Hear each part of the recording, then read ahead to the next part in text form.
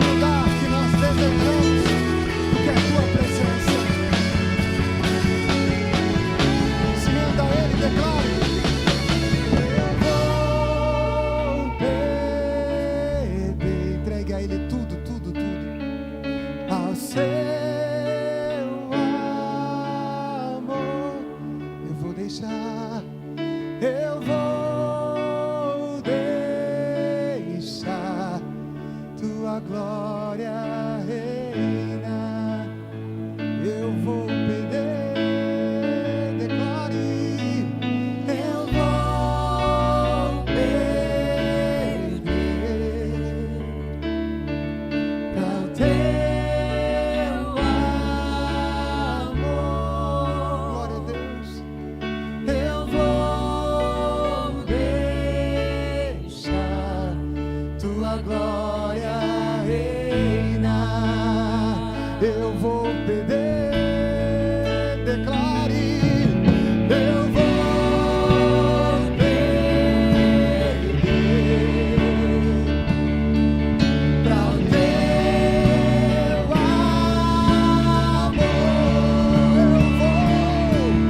Eu vou deixar tua glória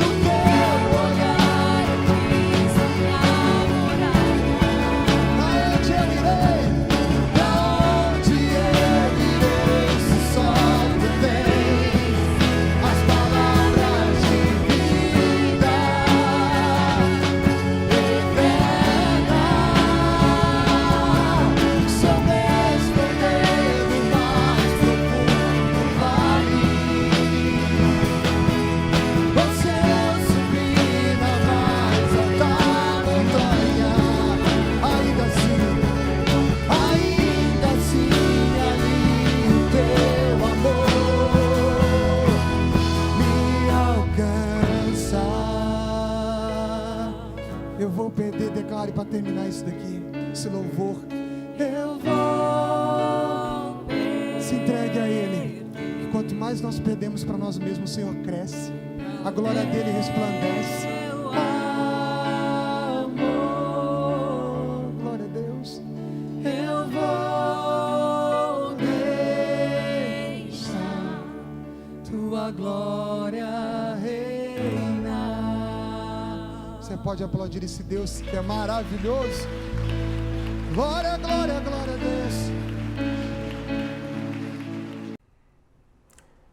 Voltamos então, não é? Para esse momento, o momento da palavra de Deus, ok? O tema da mensagem que eu quero trazer ao seu coração nessa noite é: por que você não pede? Eu gostaria que você abrisse a sua Bíblia no primeiro livro de Samuel, no capítulo 1, nós vamos ler do versículo 1 até o versículo de número 18, nesses primeiros meses do ano. Nós vamos caminhar nesse livro de 1 Samuel, estudando esse livro e extraindo dele lições importantes para a nossa vida de fé. 1 Samuel, capítulo 1, versículo de número 1 em diante, diz assim o texto das Escrituras. Houve um homem de Ramataim Zofim, da região montanhosa de Efraim, cujo nome era Eucana, filho de Jeroão, filho de Eliú, filho de Tou, filho de Zufi, efraimita. Eucana tinha duas mulheres, uma se chamava Ana e a outra se chamava Penina. Penina tinha filhos, Ana, porém, não os tinha. Todos os anos, esse homem ia da sua cidade para adorar e sacrificar ao Senhor dos Exércitos em Siló, onde Hofni e Finéias, os dois filhos de Eli, eram sacerdotes do Senhor. No dia em que Eucana oferecia o seu sacrifício, ele dava porções deste a Penina, sua mulher, e a todos os seus filhos e filhas. A Ana, porém, dava uma porção dobrada, porque ele a amava, mesmo que o Senhor a tivesse deixado estéril. Penina, sua rival, a provocava excessivamente para irritar, porque o Senhor a tinha deixado sem filhos. Isso acontecia ano após ano. Todas as vezes que Ana ia à casa do Senhor, a outra a irritava. Por isso Ana se punha a chorar e não comia nada. Então Eucana, seu marido, lhe disse: Ana, por que você está chorando e por que não quer comer? E por que está tão triste? Será que eu não sou melhor para você do que 10 filhos? Certa vez, após terem comido e bebido em Siló, Ana se levantou, quando o sacerdote Eli estava sentado na sua cadeira junto a um pilar do templo do Senhor. E Ana, com amargura de alma, orou ao Senhor e chorou muito. Ela fez um voto dizendo: Senhor dos exércitos, se de fato olhares para a aflição da tua serva e te lembrares de mim, e não te esqueceres da tua serva, e lhe deres um filho homem, eu o dedicarei ao Senhor por todos os dias da sua vida, e sobre a cabeça dele não passará navalha. Ana continuava a orar diante do Senhor. E o sacerdote Eli começou a observar o movimento dos lábios dela, porque Ana só falava em seu coração. Os seus lábios se moviam, porém não se ouvia voz nenhuma. Por isso ele pensou que ela estava embriagada e lhe disse: Até quando você vai ficar embriagada? Trate de ficar longe do vinho. Porém Ana respondeu: Não, meu senhor. Eu sou uma mulher angustiada de espírito. Não bebi vinho nem bebida forte. Apenas estava derramando a minha alma diante do Senhor. Não pense que esta sua serva é ímpia. Eu estava orando assim até agora porque é grande a minha ansiedade e a minha aflição. Então ele disse: Vá em paz e que o Deus de Israel lhe conceda o que você pediu. Ana respondeu: Que eu possa encontrar favor aos seus olhos. Então ela seguiu seu caminho, comeu alguma coisa e o seu semblante já não era triste. Queridos, os livros de 1º e 2º Samuel são um só livro na Bíblia hebraica. E eles narram a história dos primeiros cristos. O que eu quero dizer com isso? A palavra Cristo significa ungido. E é assim que as pessoas se referiam ao rei lá em Israel no passado, como um ungido do Senhor. E nós podemos observar aqui no primeiro livro de Samuel, por exemplo, 2 ungidos do Senhor, ou 2 Cristos. Um era Saul, que teve um reinado um tanto quanto desastroso. E o outro, cuja história também entra no segundo livro de Samuel, é Davi, que teve um reinado imperfeito. E ao olharmos para esses Cristos, nós ansiamos pelo governo do Cristo real e verdadeiro, que é nosso Senhor Jesus. Infelizmente, o cenário do tempo do livro dos Juízes não é um cenário, ou melhor, o cenário do início do primeiro capítulo de 1 Samuel não é um cenário diferente, por exemplo, do livro dos Juízes.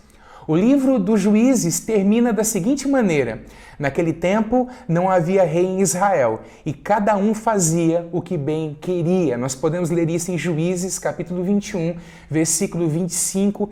E esse era o clima social, vamos dizer assim, de moralidade baixa e de espiritualidade baixa em Israel na época de Eucana e na época de Ana. Um clima ou com características que não são diferentes daquelas enfrentadas por nós hoje, não é verdade? Aliás, este não é o lema da nossa época? Cada um faz aquilo que acha que deve fazer, cada um faz aquilo que acha melhor, cada um tem a sua própria opinião formada. No entanto, nesse clima, a gente consegue ver uma família que era uma família piedosa. Nós encontramos, por exemplo, Eucana, um homem que de ano em ano subia até Siló, onde ficava o tabernáculo do Senhor, junto com sua família, para sacrificar ao Senhor e prestar culto a Deus. E daqui nós tiramos a primeira lição. Mesmo em épocas difíceis, moralmente e espiritualmente falando, nós devemos manter a nossa adoração, o nosso culto ao Senhor e a nossa vida piedosa, ou seja, a nossa vida dedicada a Deus. Mesmo numa época difícil, de moralidade e de espiritualidade baixas, e com uma liderança espiritual também corrupta, porque Hofni e Finéias eram líderes espirituais lá em Siló. À medida que nós caminharmos nessa série, nós vamos falar um pouco a respeito desses homens. Eucana, no entanto, ia anualmente cultuar ao Senhor com a sua família. A nossa família, queridos, necessita de nossa liderança espiritual. Necessita de padrões altos estabelecidos por nós, tanto moralmente quanto espiritualmente, que nós possamos olhar para Eucana e extrair dele um exemplo para nós. Além disso, quando nós mantemos o nosso culto a Deus e a nossa fidelidade a Deus no meio de uma geração que é corrupta e perversa, o nosso testemunho brilha diante dos homens. Nós suscitamos perguntas a respeito da nossa vida e as pessoas começam a comparar e elas vão perceber a bênção do Senhor sobre nós. Então, em tempos como os tempos em que nós estamos vivendo, mantenhamos a nossa comunhão com Deus e a nossa vida de culto ao Senhor. O segundo apontamento que eu gostaria de fazer neste texto, e agora eu gostaria que o nosso foco se deslocasse de Eucana e fosse para Ana, é que mesmo quando nos acontecem coisas inesperadas ou ruins, nós devemos manter o nosso culto ao Senhor. Nós podemos ler do versículo 5 ao versículo 7 o seguinte: a Ana, porém, dava uma porção dobrada, falando de Eucana, dando para Ana uma porção dobrada, porque ele a amava, mesmo que o Senhor a tivesse deixado estéril. Penina, sua rival, a provocava excessivamente para irritar, porque o Senhor a tinha deixado sem filhos. Isso acontecia ano após ano. Todas as vezes que Ana ia à casa do Senhor, a outra a irritava. Por isso Ana se punha a chorar e não comia nada. Foque comigo aqui os desafios que Ana enfrentava no seu tempo. O primeiro deles, ela era uma mulher estéril. Queridos, e é importante dizer, porque talvez eu estou falando de Eucana como exemplo de piedade, e você pode estar pensando o seguinte: mas como? Eucana tinha 2 mulheres, não tinha uma mulher só. Mas era costume naquela época, quando alguém tinha uma mulher e essa mulher não poderia suscitar-lhe descendência, que o homem tivesse uma outra esposa. E provavelmente Ana era a primeira mulher de Eucana, Penina era a segunda. Agora eu quero que você pense comigo, numa sociedade onde ter filhos era tão importante, a dificuldade de Ana. Alguns olhavam para uma mulher como Ana, por exemplo, e pensavam o seguinte: olha, essa mulher com certeza ou está em pecado, ou essa mulher com certeza está sob maldição.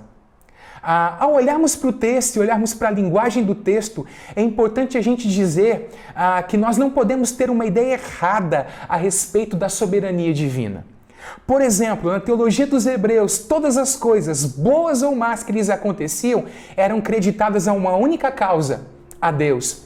No entanto, nós sabemos, ao continuarmos lendo a revelação da palavra de Deus, que nem tudo que vem sobre a nossa vida é porque Deus gostaria que estivesse vindo sobre a nossa vida. Algumas coisas são naturais, outras coisas são espirituais. A gente pode encontrar isso, por exemplo, nas cartas de Paulo explicadas em alguns momentos.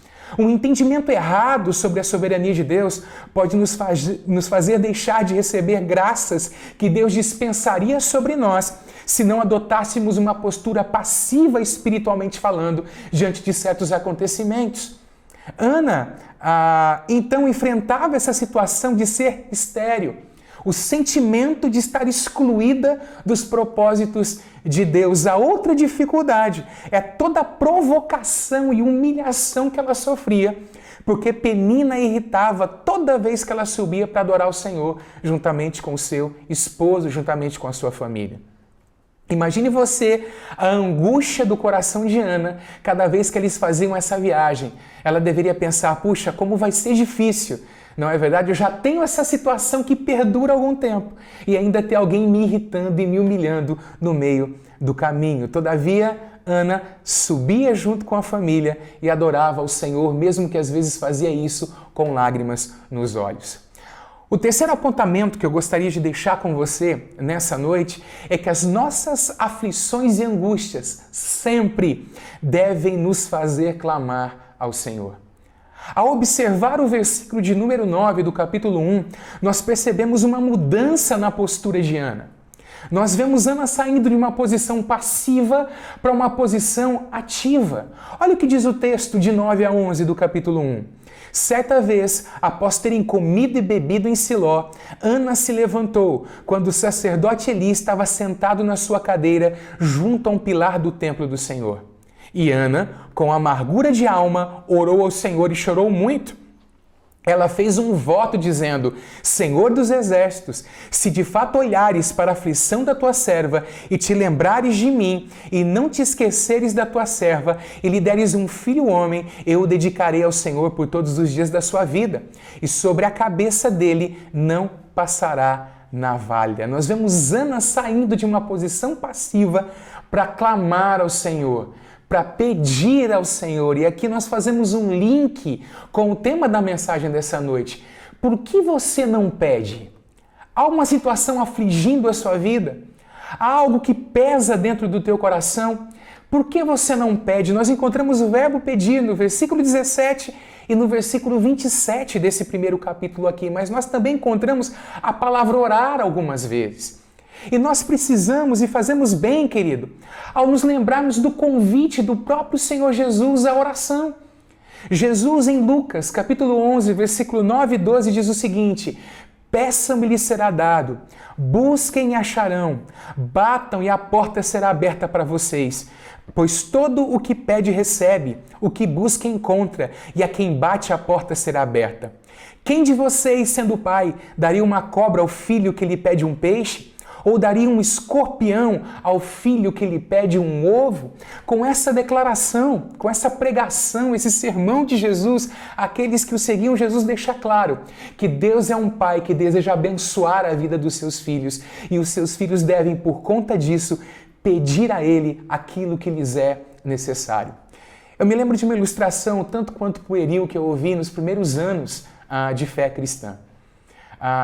Que alguém um dia chegou aos céus depois de ter morrido ou esteve nos céus em alguma situação, e quando chegou lá, um anjo levou numa sala onde havia inúmeras, muitas bênçãos, e falou com essa pessoa a respeito do fato de que todos aqueles recursos estavam disponíveis a ele, mas ele não pedia ao Senhor. Queridos, muitas graças de Deus só não descem sobre a nossa vida, só não caem sobre nós, porque o seu povo não tem coragem de pedir ao Senhor, porque o seu povo não tem pedido a Deus. Há um texto lá em Tiago, capítulo 4, versículo 2, que diz assim: nada tem porque não pedem. E nunca houve um tempo, queridos, de tanta facilidade ou de tantas facilidades como o tempo em que nós vivemos. Tudo está a um telefonema, tudo está a um clique, as coisas são muito fáceis, existe fast food. Isso tem feito com que muitos dentre o povo de Deus deixem de orar ao Senhor por soluções de problemas, sejam eles quais forem. E nós precisamos aprender a depender do Senhor no dia a dia da nossa vida. Há uma situação que tem perdurado na sua vida? Deixa eu perguntar para você, por que você não pede? Por que não pede perseverantemente? Por que não pede em fé nessa noite para que a graça do Senhor caia sobre a sua vida? A gente vê também nesse texto Ana fazendo um voto ao Senhor. Algumas pessoas têm o voto como uma atitude primitiva, como algo que era feito lá atrás e não deveria ser feito hoje. Puxa, eu vou barganhar com Deus? Essa é uma pergunta que alguns, na sinceridade do seu coração, fazem sobre a situação. No entanto, voto, a forma como eu enxergo o voto, eu enxergo como um recurso espiritual. A gente encontra, por exemplo, dentro do Novo Testamento, esse apóstolo que escreveu tanto para nós sobre a graça de Deus, o apóstolo Paulo, cumprindo um voto. Em Atos 18, nós lemos o seguinte: Paulo ficou ainda muitos dias em Corinto. Por fim, despedindo-se dos irmãos, navegou para a Síria, levando em sua companhia Priscila e Áquila.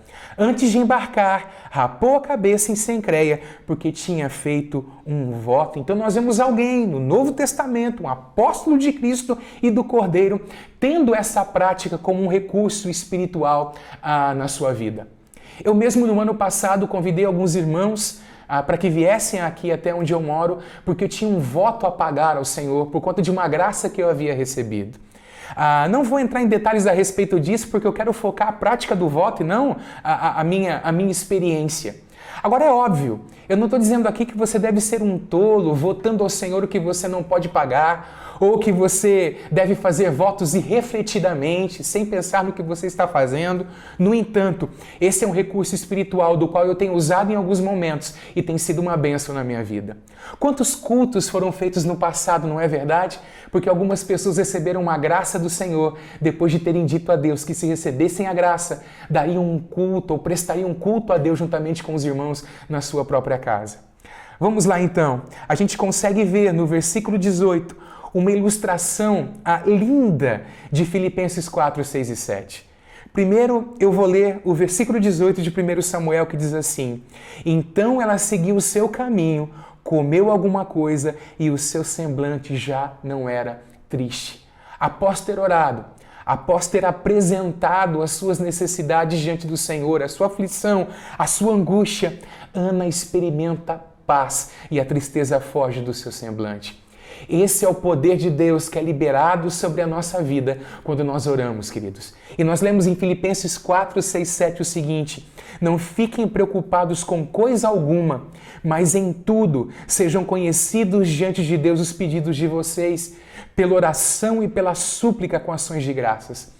E a paz de Deus, que excede todo o entendimento, guardará o coração e a mente de vocês em Cristo Jesus. E é isso que a gente vê acontecendo na vida de Ana, em 1 Samuel, capítulo 1, versículo de número 18. Um outro apontamento que nós poderíamos fazer aqui, que a gente consegue ver na vida de Ana, é que Ana é alguém que, após ser agraciada pelo Senhor, consagra aquilo que recebeu a Deus. Há muitos cristãos que, depois de serem abençoados pelo Senhor, não conseguem mais servir a Deus. As bênçãos se tornam para eles motivo de tropeço, porque elas passam a ocupar no seu coração um lugar que nunca deveriam ocupar. Queridos, as graças e as bênçãos que nós recebemos de Deus deveriam ser motivos maiores para nós cultuarmos a Deus e adorarmos a Ele. E por último, antes de nós orarmos, eu gostaria de fazer a pergunta para você, que foi feita no tema dessa mensagem: por que você não pede? Assim como aconteceu com Ana, Deus pode transformar seu lamento em alegria. Que nós possamos nos achegar diante do trono da graça nessa noite, antes de terminarmos o nosso culto ao Senhor, e colocarmos as nossas necessidades a Deus, certos de que a graça do Senhor será derramada sobre a nossa vida. Podemos ler em Hebreus capítulo 4, versículo 16: Portanto, aproximemo-nos do trono da graça com confiança.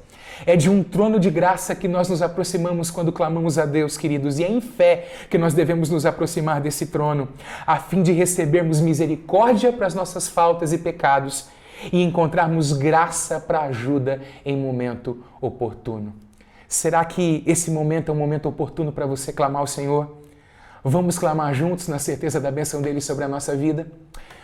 Pai, estamos diante do Senhor nessa noite e queremos, Deus amado, orar, reconhecendo que é diante de um trono de graça que nós nos aproximamos e declarando que é em fé que nós nos aproximamos diante do Senhor. Certos, ó Deus, que o Teu desejo é abençoar as nossas vidas, derramar da Tua graça sobre nós. Senhor, nesse momento eu oro junto com irmãos que clamam ao Senhor, por necessidades, ó Deus, na área de saúde, por necessidades na área financeira, por necessidades na área familiar, Senhor. Pessoas que têm sofrido, Senhor, com problemas de ordem emocional, Senhor. De ordem, Deus amado, até mesmo de saúde mental. Queremos clamar nesse momento para que a graça do Senhor seja dispensada e derramada sobre o Teu povo. Pai, envia Teus anjos para abençoarem o Teu povo em toda casa onde há um clamor nesse momento. Que a Tua presença seja sentida, percebida e que, Senhor, o Teu povo possa contar bênçãos vindas do Senhor já essa semana. Oramos pedindo essa graça do Senhor sobre a vida dos Teus filhos, porque sabemos que o Teu suprimento é abundante e que o Senhor é poderoso para fazer infinitamente mais além daquilo que pedimos ou pensamos.